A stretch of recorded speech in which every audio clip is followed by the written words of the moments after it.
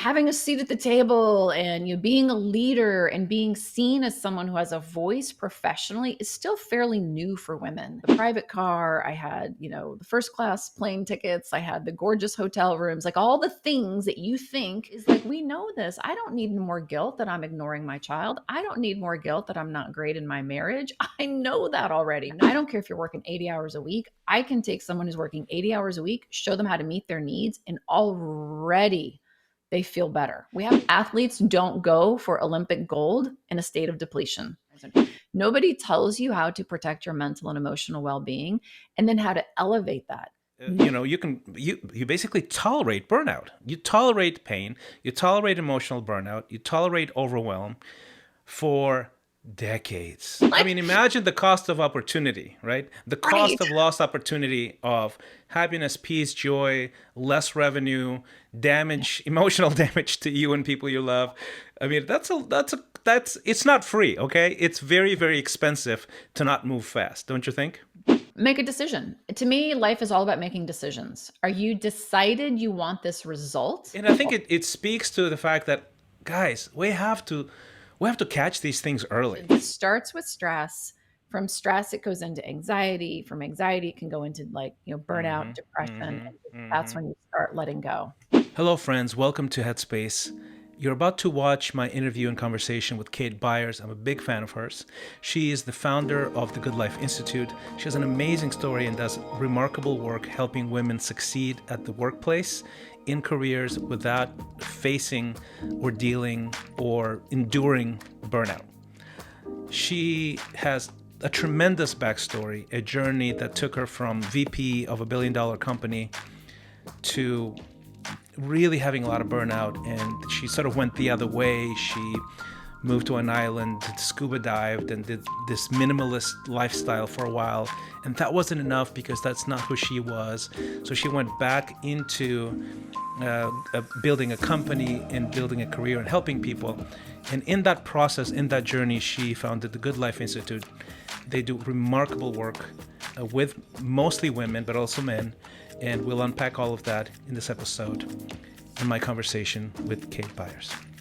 This episode of Headspace is brought to you by Xponential Life, which is my coaching program, which is very appropriate. The backstory there is that I was a very successful artist in my 20s, mid-20s, and I became just incredibly anxious, overwhelmed, burned out, and very, very unhappy.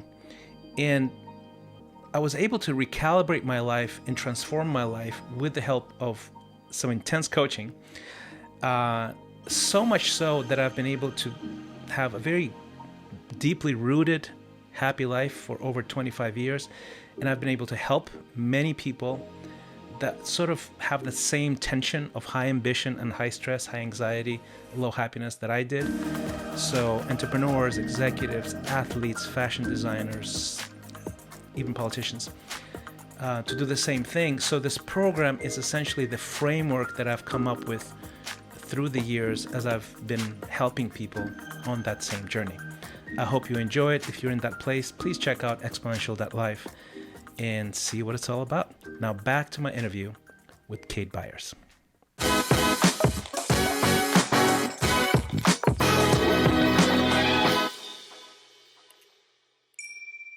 All right, Kate, thank you so much for coming on the show. As you know, we spoke for a while before we started recording. I'm a huge fan, and I can't wait to hear your story and ask you some fascinating questions that I think our audience, they're going to just love.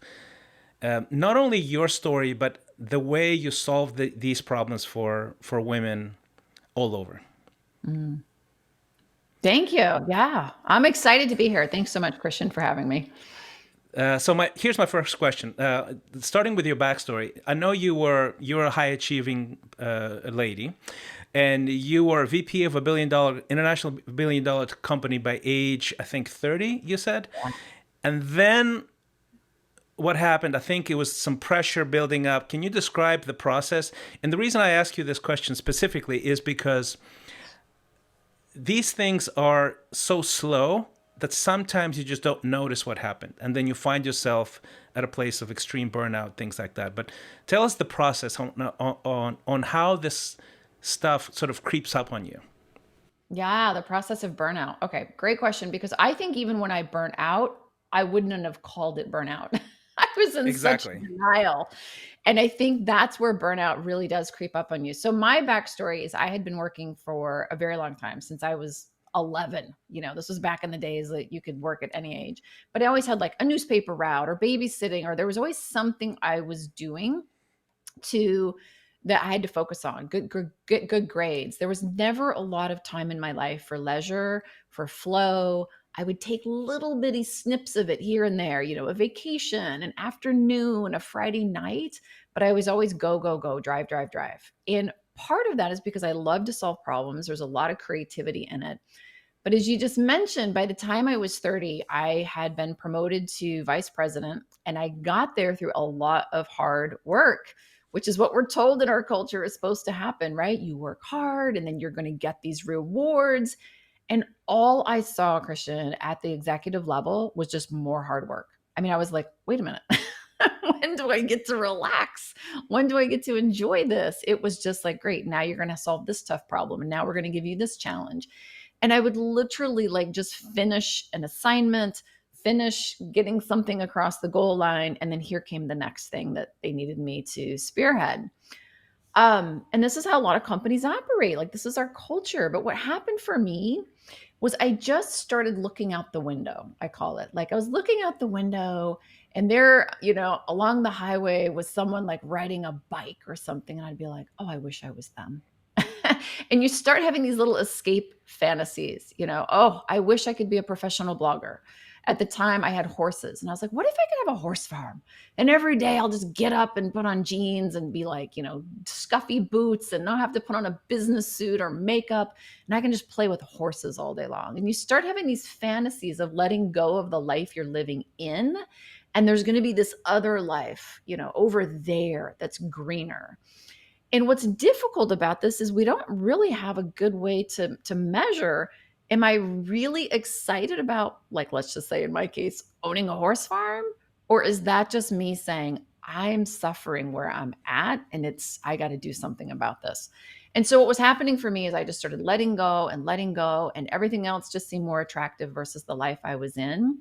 And then it got to the point where I started like skipping meetings or coming in late or not going on a business trip. And I started to rationalize that, going like, oh, they don't really need me. Well, I'm just at a different phase in my career now. This isn't as important to me.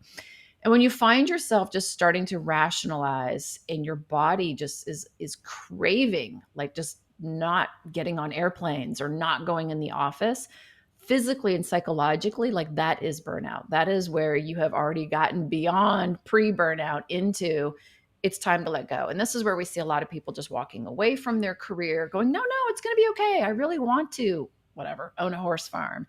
And I always say, it's better to understand, are you walking away from something you don't want, or are you moving to something you do want? Because if you're moving to something you want, that's probably a good indication you should do it. But if you're just walking away from something you don't want, that's probably burnout. That is that's brilliant. And I think what I love about how you describe it, dissect it, is that you're showing us the red flags, right? Mm. You're showing us this is how this kind of thing, burnout, unhappiness, starts popping up in behavior, even when we don't know what it is, Right. even when we don't put that label on it, because it's scary to even put that label on it. Yeah. Well, and especially being a high achiever, right? High achievers, we don't Precisely. fail. We don't have weak points. There's no weakness in us, right? This is Yes. how we, Yes. Absolutely. and then you see these things like I used to get so stressed out, and not stressed out like I can't do my job. Like I got it. Confidence was not an issue, but just the weight of everything I carried, I would go to the ice cream shop and get like the triple dip and suck it down like that. I would go to the grocery store and buy Little Debbie's. Got to plug Little Debbie's, man. I used to like horse those things down. Like, this is Yes. like stress eating. Like, these Yeah. are all indications. It starts with stress. From stress, it goes into anxiety. From anxiety, it can go into like, burnout, Mm-hmm. depression. Mm-hmm. And that's Mm-hmm. when you start letting go. Yeah. for sure. Yeah, that's fascinating. Do you find in this, I think I know the answer to this, but I want to ask you because you're an expert and because you work with women primarily. My sense is that women get it first. Like they're more self-aware than men are, generally speaking, as a rule of thumb, right? Do you find that to be true, or do you feel like high achieving women are as clueless or as much in denial as men are? It's in terms of burnout. Yeah, I in terms of getting in touch with the fact that okay, this is not going well. It's going in the wrong direction. Yeah, I think it depends. I do feel like women are playing a bit of a different game than men are, especially in the workforce. But in life in general, women tend to play not to lose, men play to win, is what we see. And so, especially professionally, remember having a seat at the table and you being a leader and being seen as someone who has a voice professionally is still fairly new for women. And so culturally, what's happening is women are like, well, oh my gosh, I've arrived. I can't lose this. So we always call it like they're clawing at the proverbial table, where men will just walk in and be like, well, duh, you're paying me to have my voice, right? Don't you want to know what I say? Like men are just like, it's obvious. Of course I'm in the room. Like men are not as worried about losing their place. They're not worried about representing. So women have this added pressure. And then women are also raised differently. And so we have a lot of fears about being seen as someone who's too weak, seeing this too emotional. But then how do you be emotional enough? And guys are going through their own thing as well. But I think for women, the biggest factor where women burn out is they're playing not to lose instead of playing to win. So they don't take care of themselves. They don't understand how to lead with confidence. They don't understand how to show up at work with confidence. There's always this underlying fear, whether you call it imposter syndrome or just fear of losing your place at the table, where I think men are not operating in that way. What we see with men more often is men, it's not as much burnout like I'm overwhelmed. It's more, this kind of sucks. like I'm working this hard for what? Just to be on the golf course to make another business deal. And again, I'm being really stereotypical here. I'm just giving examples. Yeah, high Why would level I want to stuff. spend, yeah, like why would I want to spend the rest of my life on a golf course making business deals? Like I want to be home with my kids or I want to be playing basketball with Mm-hmm. my friends. And so for men, it tends to be like this lack of fulfillment. Oh, Like interesting. where with women, it's more like I'm overwhelmed and I can't do this one more day. I So find I that think men don't get as some. overwhelmed. So it seems that what you're saying to me, if I'm hearing this correctly, is that men don't. I mean, there's an actual genuine layer to high achieving women that is worse. It's hard, just harder. It's more painful than Yeah. for men. Yep. And then at the same time, I think what men may feel is they just it's easier for us because I think it feels more natural. Like, yeah, we belong at the table, that kind of thing, right? And yet at the same time, it's like it's also fainter when it comes to being aware of it, right? Sure. I think Sure. I think we're more dull in the sense of we're actually wired to be in more high stress situations. I think Yeah. by nature, I guess, Yeah. Yeah. That's what testosterone's for, right? To go out and hunt and do all the things. Exactly, do I dangerous think things. Yes. And I think for men, though, where men are struggling is it's almost the opposite. It's like men have this shame about wanting to be full time dads or wanting to be home more or wanting to not be like the guy who's the Interesting. paycheck. Yeah. Now there's like all these guys are like, wait, I don't want to be working 80 hours a week, taking care of the family in the traditional way. Like, I Hmm. actually want to ski, like I have this great hobby or whatever they want. And so men are finding this like lack of fulfillment, but then there's shame around it because shouldn't you want to be climbing the ladder, providing, making Yeah, tons of money? Like, that's how men are seen as providers for so long. And it's like, that no, makes I'm a lot of actually kind sense. of happy if my wife provides or my partner provides, and I just want to go ski every day or Yeah. whatever. And it's like, yeah, So you it's should be just able to different. do that. Yeah.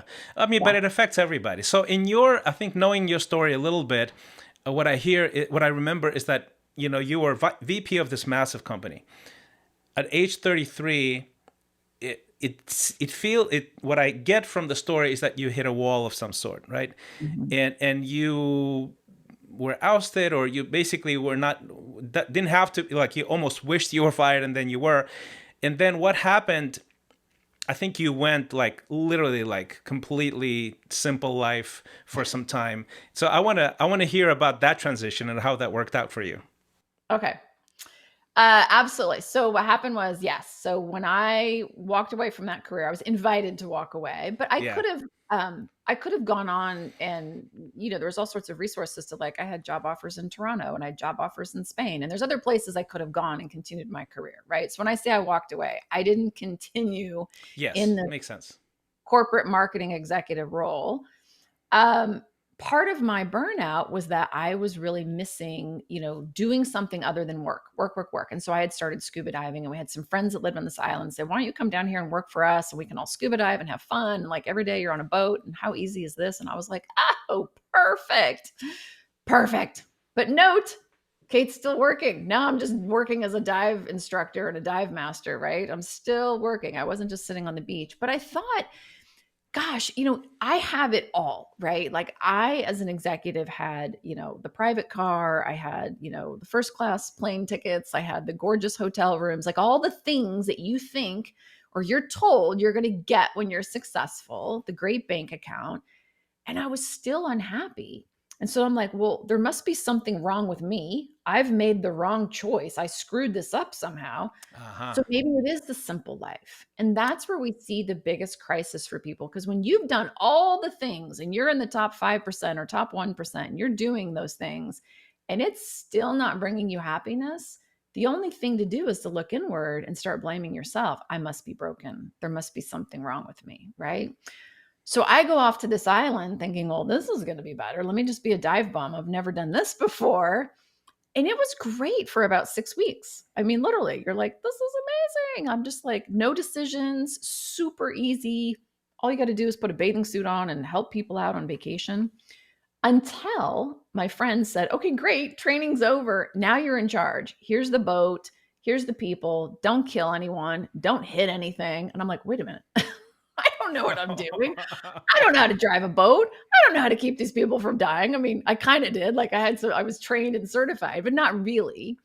And so what had happened is I'd traded off this world where I had all this experience and I'd worked, I'd worked up this knowledge base that helped me be really confident in what I did, to this brand new simple life world where now I am crashing into docks and all sorts of things on these boats because I have no clue what I'm doing. And like, it's just the stress all over again, right? It's still the same fear of failure. It's still the same, like everything that you have in you, you're taking with you to this island. Yeah, wherever you And I go, would, there you are, right? there you are. Yes. Thank you. Mm-hmm. And I would lay awake at night. We had this little dive shop and I'd be like, oh, what if I re-merchandise it? What if the sunglasses go here and the suntan lotion goes here? Like, you know what I'm saying? Like the crazy, this Yeah, inability yeah. to shut off Oh, and to totally. really live Totally. simply was just not with Well, me at because you all. still have your drive, you have a culture of excellence, you have Yeah. this desire for a higher sort of upside of whatever it is that you're doing. Yeah. Only you have a extremely limited in your income, right? Like you can't charge more than a certain amount of money for this stuff. Making like $8 an hour. Yeah, Seriously. exactly. Yeah, the drive is there, the excellence is there, the upside, desire for upside is there, but the upside is super limited, right? So Yeah. then you go, okay, this is not working either. Mhm. No, it So wasn't what? because I knew who I was. That's where I figured out in the islands. I was like, okay, wait, now I'm not happy in the simple life. That's Yes. not who I am. There's nothing wrong with it. It's a beautiful life. There was a lot of beauty in that time. Yeah. But I realized like, wait, this is who I am. I'm someone who likes to solve big problems. I'm someone who likes to go at a certain pace. How do I find the in between? Not the simple life, but not the crazy, oh my gosh, we always have to be working 80 hours a week for the rest of our life at, octane, whatever, like full Mm-hmm. Mach 11. How do I find in between? And that's where I said, okay, let's figure this out. There's got to be a third way. Someone had to have figured this out. And if not, I'm going to, because I'm just not going to, like you're saying, sit on an island somewhere making $8 an hour and be happy the rest of my life. But I also don't want to go back to this world where I'm on private jets, every single day of the week and I don't even get to see my house. Right. And you There's were got to be starting a family something. at the time, correct? Almost. In the islands, I met my husband, who was my Okay. boyfriend at the time, and then we decided to come back to the States and start a Mm-hmm. family. Not right away. It took us about 3 or 4 years. But yeah, we Mm-hmm. were moving in that direction, and it was like, holy cow, like, how am So I you going to start do thinking that? about that aspect and that dimension as Yeah. well. Now you start a family. You can't just you're not just alone in an island No. and not care, right? Yeah. So Yeah. how what was the transition like back into whatever mainstream life or Mm. whatever you want to call that?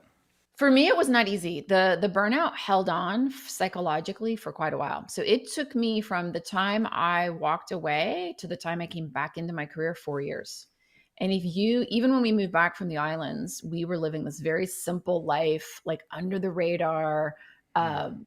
just doing odd jobs. Like I was still not back in my career. I was just, but I was learning and I was using my knowledge of human behavior as a marketer, but now I was applying it to this new problem. Instead of like, well, how do we bring more people over to this brand, which is what I'd always done with human behavior. Now I was like, what as humans is going to help us thrive in our careers without having to overgive to the point where we burn out?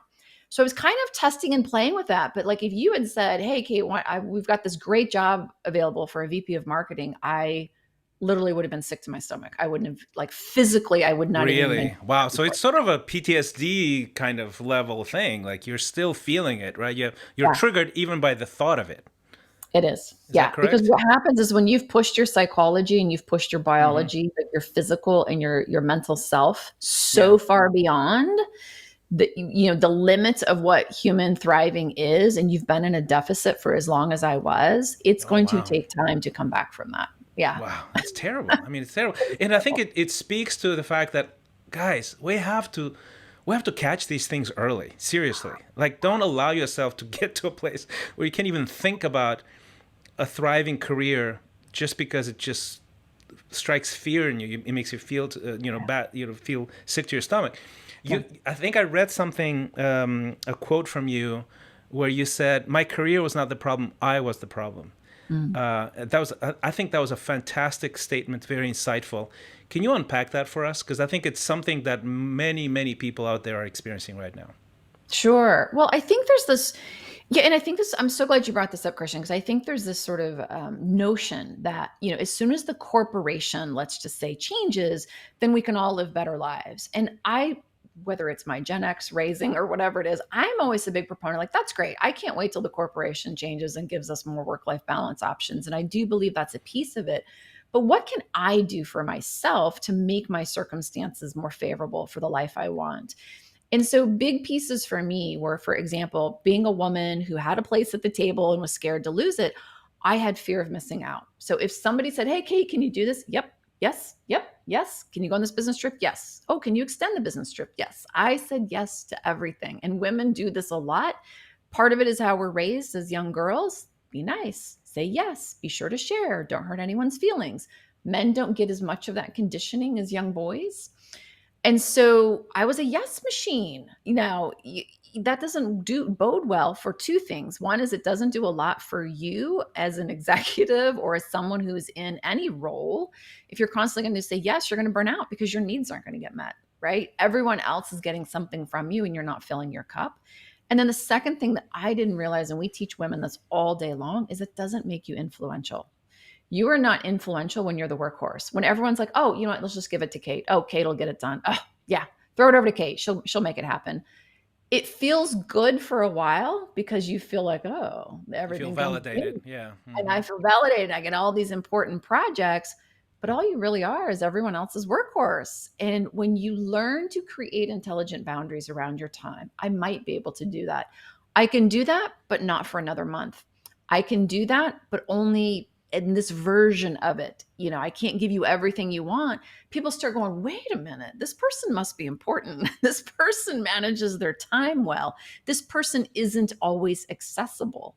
And that doesn't mean that you don't ever say yes to something. It doesn't mean that you don't ever work late and help with the latest fire that's going on, the latest fire drill. Sometimes you do those things, but you also have to be comfortable when the big boss has called a meeting at 5 o'clock on a Friday afternoon, and you were just getting ready to go take your kids to the movies because that's what you promised, saying, hey, you know what? I'm going to have to miss this, but I will catch up with you guys, whatever, Saturday morning or Monday afternoon or whenever it is. that actually creates higher value in you. And I did not understand that whatsoever. I thought if I say no, they're going to choose someone else and I'm going to miss out. That is brilliant. Those are such valuable insights. Seriously, I think it also applies to men as well. I think women probably feel it a little bit more, but Mm. it applies to men. Like I like feeling important, Yeah. and I like it when people ask me, "Can you do this? Can you do that? Can you get involved in this board or in this committee or in this?" When you reach a certain level of mastery, there's almost like a dopamine of importance. Sure. Let's put it that way, right? Yeah. That's there, and it really doesn't help in the long run if that sort of becomes one of your key motivators in life when you have real mastery in a career. I think you wrote didn't you write an article on LinkedIn, sort of expressing your journey a little bit, and it had like this incredible, almost viral effect. Can you tell us about that? Because Yeah. it seemed to have resonated with people. It did. It did. So the reason the company I have now even started was I wrote this article on LinkedIn talking about how I burned out. I go to live on this island and what that was like. Yeah. And I thought like no one's going to read this. Like, you call your four friends and you're like, can you please like my article? So like, it doesn't just sit there. Um, Yeah. and what happened instead was I had literally tens and tens of thousands. I think we had almost 1 million people who read that article. I had Wow. thousands of people write to me. At the time, this was back in 2016, so I started a blog. I got everyone on my email list. I was a blogger and the whole thing because people were like, "This is happening to me," and it was men and women. It wasn't just women. I mean, Really? men Wow. who were Hmm. saying like, again, I've worked this hard and why? I don't understand. I'm not happy. I'm just going through the motions every day because I've built this life around this paycheck and this job. And I know there's elements of it I like, but in general, I'm pretty dissatisfied with my life. Uh-huh. So it was romantic, right? You pulled the plug. You went and lived on an island. I want to do that. You're Well, my you hero. don't. Yeah. I know, right? And people don't really want to pull the plug. Some No, of do. course not. They But like really, the idea of it, but then not the reality of it, right? yeah. But what most people are looking for, and like the clients we work with, is they're like, look, I don't necessarily want to pull the plug. Like we work with a lot of surgeons, we work with a lot of people, especially since COVID or in healthcare. And one of the things that we have to help them with their conditioning, they have been conditioned all through medical school, from residency. You don't sleep. You give yourself to the patient. You give up your health to save more people. And that doesn't work. And I don't care if you're a business person or you're in healthcare, we all have had that moment where we finally get rest, or you're taking a shower, or you go on vacation, and then you come back and you're sharper and you're more creative and you solve problems faster and you're able to make better decisions. So we're always trying to unwind that whole way that we've been taught to create success. And like what we tell the people in healthcare, we're like, look, you can run down the hill as fast as you can and you'll save one person, but if you walk down the hill, you can save thousands. So we need to teach you how to walk down the hill. You're still walking down the hill to go help these people, but we're going to save 1,000. And that's a hard concept for all of us to understand, is when you have a full cup, when you've taken care of yourself, when you are satiated and your needs are met, you've got the white space to perform at a very high level. And it's just like being a peak, it's peak performance state. It's just like being an athlete. Athletes don't go for Olympic gold in a state of depletion. We can't do that either. And when you start to rewire that and rewind that story, and you start creating success from a place of saying, you know what? No, right now I need to fill my cup, but I'll see you on Monday or I'll see you in a week. You're going to come back and you're going to solve the problems better, anyways. And you're going to get there faster and more effectively. That's what it's all about. And that's pretty cool. That's really powerful. And you and I spoke before that sort of off record, literally because we're not recording, about I'm running a coaching program as well. You started way ahead of me, so I was asking you all these questions. So can you tell us then about your work? Can you tell us in more detail, in a more granular way, about the Goodlife Institute, who you work with, what's the right person, what's the right candidate to work with you, and how do you solve those problems? Because the insights are clearly amazing and remarkable, and the need is clearly massively there, right? Because of the response you have.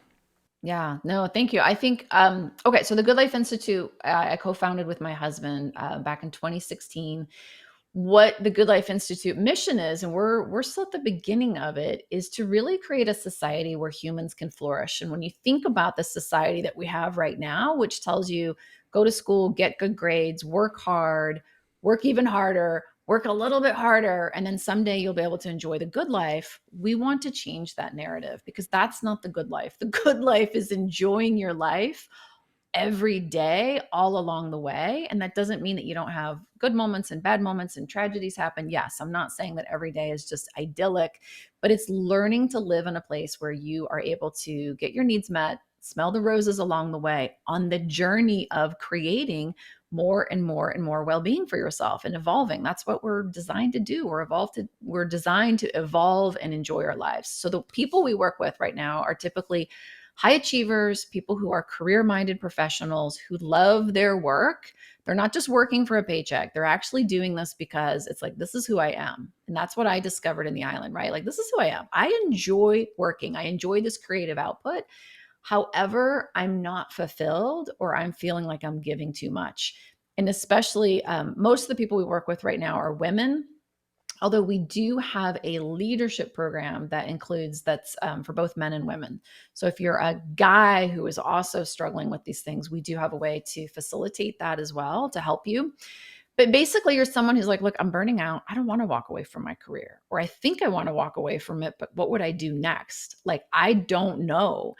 And that's the worst place to be, because when you've worked so hard to attain something and then all of a sudden you're thinking about letting it go, that can be even worse. You get to the other side of it if you trade off something you've loved. And that's what I did. So we work with a lot of women who are professional. They're high achievers. They're in demanding roles, whether they're in sales, whether they own their own company, again, whether they're surgeons, doctors, medical providers, executives, mid-level execs, it doesn't matter. And you want to find a way to work without a trade-off.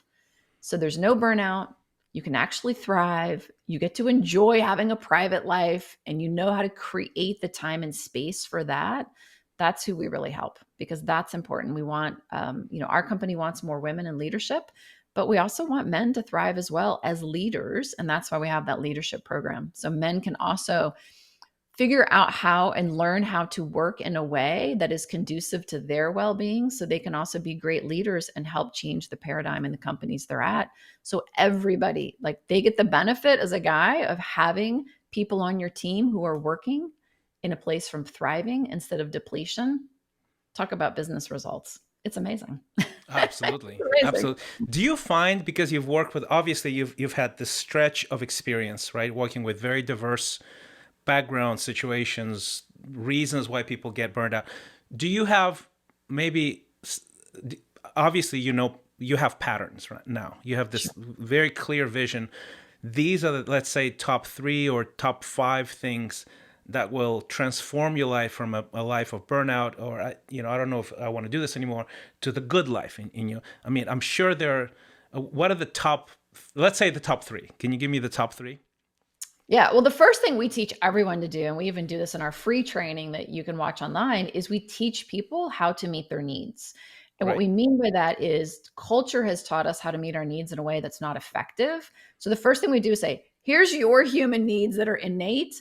How do you meet them in a way that you feel satiated? And I don't care if you're working 80 hours a week. I can take someone who's working 80 hours a week, show them how to meet their needs, and already they feel better. We haven't even carved any time away. And I think that's the problem. A lot of people are like, well, if I only worked a 40-hour week. No, I've worked 40 hours a week and didn't know how to meet my needs, and I was equally as unhappy, right? So the very first thing is you have to learn how to meet your needs. The second thing is, especially if you're a high achiever and you've got a big life, then you have to learn how to protect your mental and emotional well-being. And we're not taught how to do that, right? We are taught strategy from childhood forward. It's tactic, tactic, tactic, get good grades, work hard, nose to the grindstone.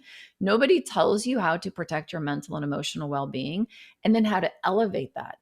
No different than if you're going from playing, I don't know, high school football to the NFL, right? Like, you're not going to take the same mental game and the same emotional game you had as a high schooler into professional sports. Of So if you course. don't learn how to upgrade that and how to protect it, then again, now you're playing on your back foot instead of playing forward. So that's the second thing. You really have to protect your mental and emotional well-being. really work on that EQ, and then also learn how to put up boundaries so that you have that space to do those things. So those are the two things that are most important. And then I think the third thing is more strategic. It's how do you navigate your career, whether you're in leadership, whether you're someone who is led, whether you're someone who is an entrepreneur, how do you navigate that career effectively so you're getting the results you want, but you're doing it in less time, you're doing it with more effectiveness. I'm not a big person about efficiency. I mean, time management is great. I'm all about effectiveness. How can I hire a team that immediately gets me and where we're going and supports me without 6 months of training and development, right? Like that would be an example of effectiveness. If you know how to do that, you've just shaved like years of stress off of your life and off of your Exactly. business or whatever. Yeah. So then I think there is that last piece, which is how do you really operate effectively in your career and what are those Hmm. strategies? And that So to me, like that's the trifecta. that's very valuable. Can you unpack a little bit the basic human needs part for us? Yep. And the reason I ask is because look, it seems obvious and self-evident, Mhm. except for someone who's a high achiever and they have these hyper focus on the things that actually are not the basic human needs, right? Right. So they're almost lose. I think we almost. I mean, I'm a high achiever as well. We almost lose sensitivity to the need for that because we're so hyper focused on whatever achievement or goal or target or whatever numeric target or position or record of something. So can you reiterate those things and how easy is it to actually convince people to pay attention to those things if they're not already? Oh, two good questions. Okay. So I'm going to go backwards. So I don't think it's easy to convince people to do things if they're not focused Right. on the results. Do you know what I'm saying? So if Yeah. someone's sitting here listening to this broadcast right now and they're like, oh, that's great. Kate said that there's needs. Neato. Like that's just going to go in one ear and out the other unless they're dealing with the problem that I solve. And then they're going to be like, okay, well, maybe I should listen to this person and try this. Yeah. Um, So they should be pre-convinced in some way going, look, like you either need the help or you don't need the help, right? Is that Yeah, I how mean, the way simple I look at it, when I go to learn something, like, let's just say again, I'm going to take tennis lessons. Like, I don't need to know how you're going to teach me how to do tennis lessons. I need to know, like, are you going to get me a result? If I take tennis lessons from you, will I now be able to go, I don't know, to the club and play at a amateur, whatever, an amateur level and win, some matches? That's what I want. That's my result. But if we're gonna sit here, well, you're gonna have to bounce the ball this way, and then this is like the skirt you're gonna have to wear, and these shoes. Like people get so wrapped up in the how. Like who cares about the how? Focus on the results.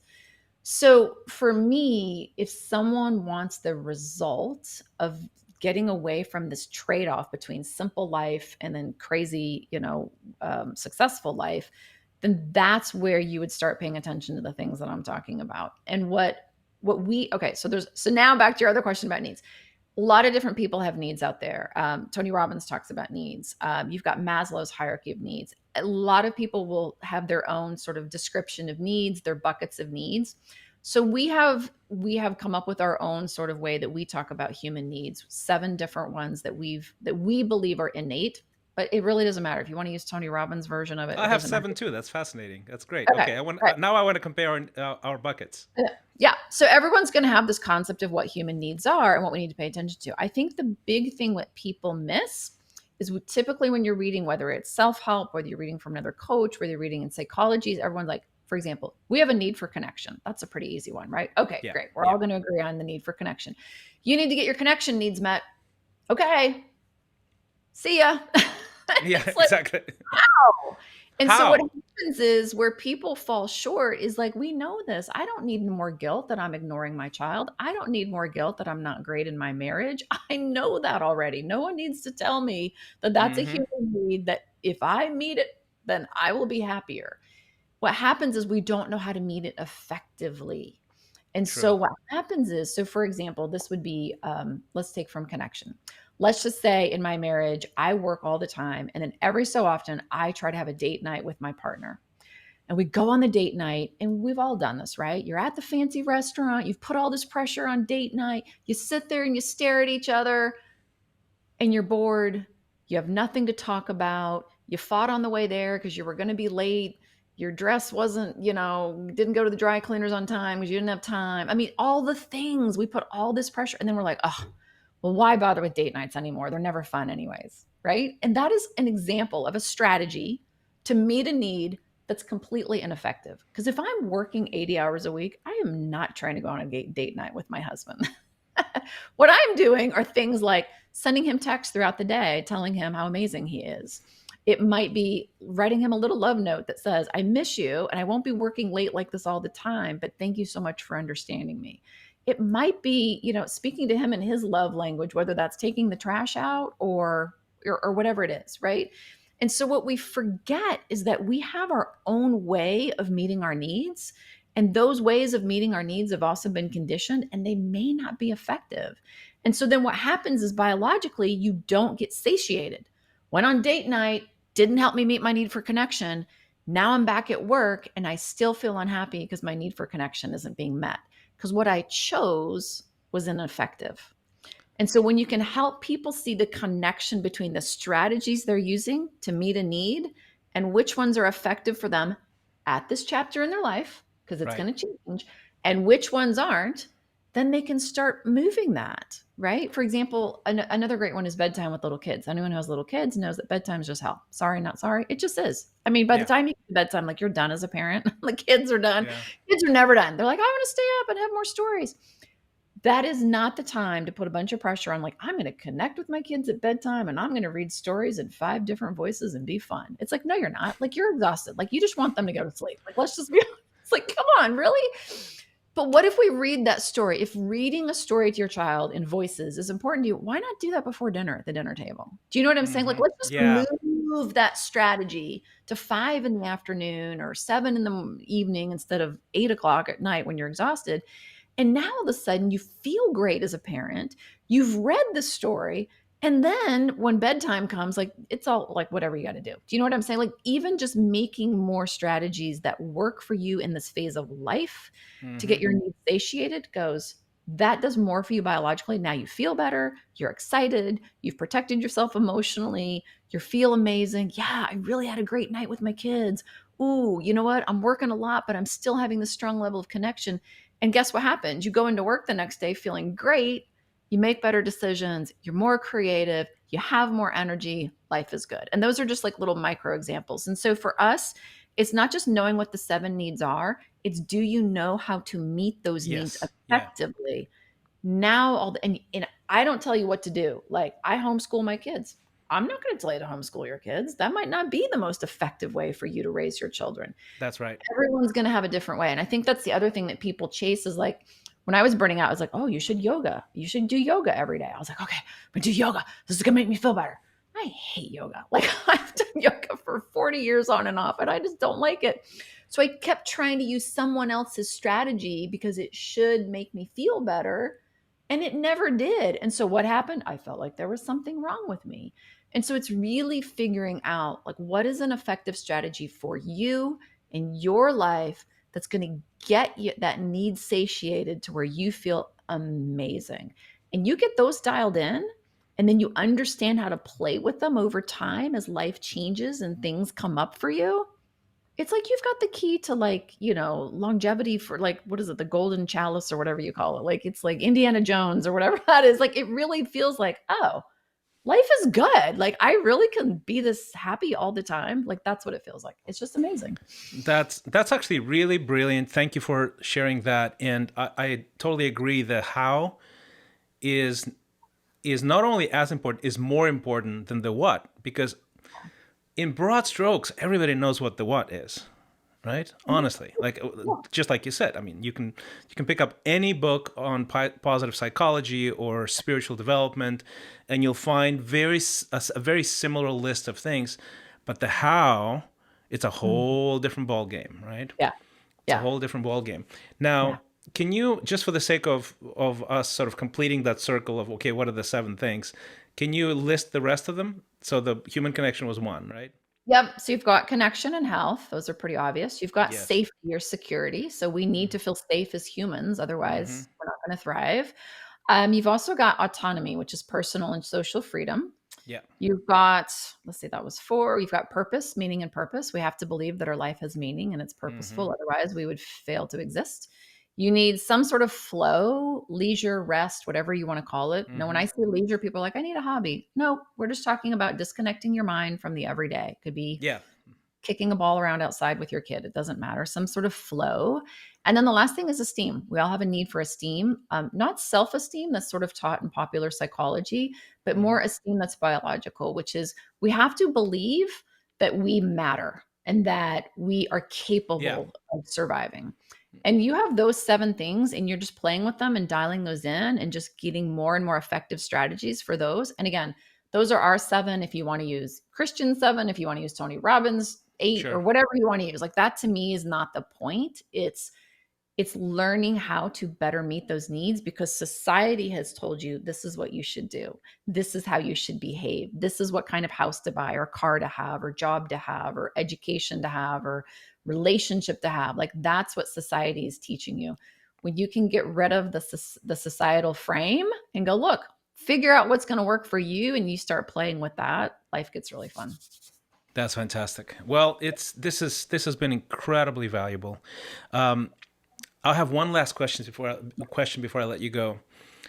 What kind of frame of mindset should someone be to join a coaching program? It could be your program, my program. What is because obviously you can read 50 books and not Yeah. get any results, right? Anything good in life requires effort, focus, discipline. Yep. You have to do certain things. What kind of frame of mind do you think is necessary for someone to enter a program like yours and then succeed? I think you just have to make a decision. To me, life is all about making decisions. Are you decided you want this result? And then you go find the best possible way to get that result. Right. So let's just say we've all bought tons of like weight loss books or, physical conditioning books or whatever. We probably all have bookshelves and computers full of these different programs. But what the missing ingredient is, have we made a decision that no matter how hard it gets, no matter how many times we fail, we are going to find a way to change our, let's just say, our physical shape? Has that decision been made? And typically, no. Typically, what happens is, it'd be nice if I lost 5 pounds. It'd be kind of cool if I had some muscles. Yeah, what are you using? Oh, you're using that? Let me try that. And then we kind of put our toe in it and we sort of like, but think about like your career. Like most of us in our career, like we had to make a decision at a very young age to whatever, go to college, go to trade school, and we've put a lot of time and effort into getting good in our career. And then we go to do this other thing. Let's just say in my case, my clients come to me to learn how to stop having the trade off and to avoid burnout or to overcome burnout. They had to make a decision. I will not live in this state one more day. I do not want to have burnout. I do not want to make trade offs anymore. I will have a career and I will have a great life. So they've made the decision.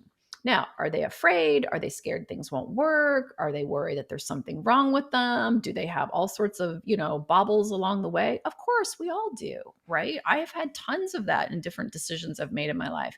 We've had this in our marriages. We decided we wanted to get married and we went out and found a partner, right?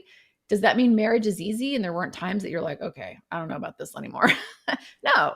And so that's part of the natural process. And I think what happens is in our culture of sort of like buyer's remorse, so we've all gotten ripped off by, whatever, we're afraid to actually go full in on something. But that's where you get the result. And so for me, it's a decision that you want the result and you are not going to stop until you find it, or it just gets so painful it just doesn't make sense for you to continue.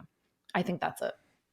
I think it's, the word I use that is sort of in that vein is conviction, because you can have a feeling that I don't like this, I would like that, but I don't like this. And that's Mm. a feeling you can live with. You basically tolerate burnout. You tolerate pain. You tolerate emotional burnout. You tolerate overwhelm for decades Yeah. sometimes. Yeah. And I really feel like what you need is a conviction. It's something that goes from sort of a generalized feeling to a no more. Yeah. Yep. For This sure. stops now, right? And I think that's the key. That's really the key. And the method is secondary, and you can find a good fit with a coach, with a program, whatever. But having this is it. There's no turning back. Yeah, I'm going to have a very different life. And I will keep trying until keep working on it until I get there type for thing. sure. Right. So, And I don't know about you, Christian, like, but with your clients, but for my clients, they also want to get there now. Like I could give you 25 books that, was part of our reading and some of the things we did to sort of figure mhm, out how to put all this together. And it's like, here's the 25 books. If you want to figure out how to make the connections between all the different things we did and try, and you want like, but people don't need more information. Like, again, if they I want don't. to go play tennis right now, I just want to go play tennis with my friends. Can someone Yeah, just teach me and get me there quickly? Like, I don't want to learn how to play tennis all by myself by reading a book. I just want to go pay someone, get the lessons, get what I want to do, and move on with hmm my life versus just reading a book. And so I think if you're at the reading the book stage, you're just acquiring information and you're not ready to have that conviction or make that decision yet. And that's fine. That's totally fine. People are like, hey, why haven't you written a book? And I'm like, well, I could. My gosh, everything we teach is out on the internet. I've done God knows how much, videos and podcasts exactly. and blogs and hmm like it's there, but that's not going to change your life until you're ready to. And hopefully there's people out there who are using the work that I've done. And they're doing it, every now and then you can do that, right? Like we certainly did. We read a ton of books. We did a lot of self-study. We did a lot of Yeah, experimentation ourselves and we figured it out. But it took me absolutely. 10 years. That was 10 years in the making. I Like, mean, imagine the cost of opportunity, right? The cost right. of lost opportunity of happiness, peace, joy, less revenue, damage, emotional damage to you and people you love. I mean, that's it's not free, okay? It's very, very expensive to not move fast, don't you think? Absolutely, absolutely. I mean, just even the burnout, like the fact that I burn out, that was $2 million.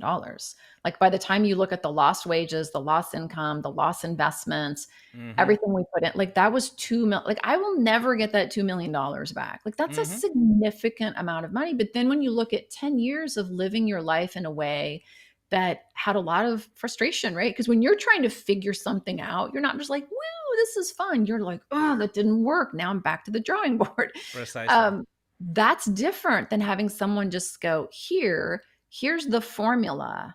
Now, I did this once I wanted to have a permaculture garden. And I Okay. was like, I'm going to figure it out. And I bought all these books. 4 years later, I had nothing but dead stuff in my yard. Like, you know what I mean? Because I wanted it, but I didn't really want it. I just wasn't really out there tending the garden. So I finally went and just hired this guy to come out. I paid him, I don't know, like $5,000. And he like planted the whole thing, made sure the sun was the right and the water and the pumpkins grow next to the cranberries and I don't know, whatever it was. And I loved it. And I got what I wanted was to enjoy a permaculture garden. I didn't want to be a That's permaculture precisely. gardener. Yeah. Do you see what I mean? Like Yeah. that's the difference. And I think if you want to walk somewhere, let's say you want to go on vacation and you feel like, wow, I'd love to go to Miami and hang out there. Yeah. You can walk to Miami or you can fly to Miami. It's going to be a very different experience, Yeah. right? Totally. Totally. So, And you could go coach or you could go first class. Like we could even go there. Like, how do exactly, you want to exactly. experience this? Yeah, for Yeah, sure. that's exactly it. I think you're right about it. And well, if you're listening to this, we'll put all the relevant links in the show notes. Kate, you're brilliant. I'm a fan. I love your work. You're an inspiration, and I hope more people hear about your work and actually work with you to get to that good life that we all want. I'm so grateful to be on the show and grateful for everyone listening. So thanks so much for the opportunity.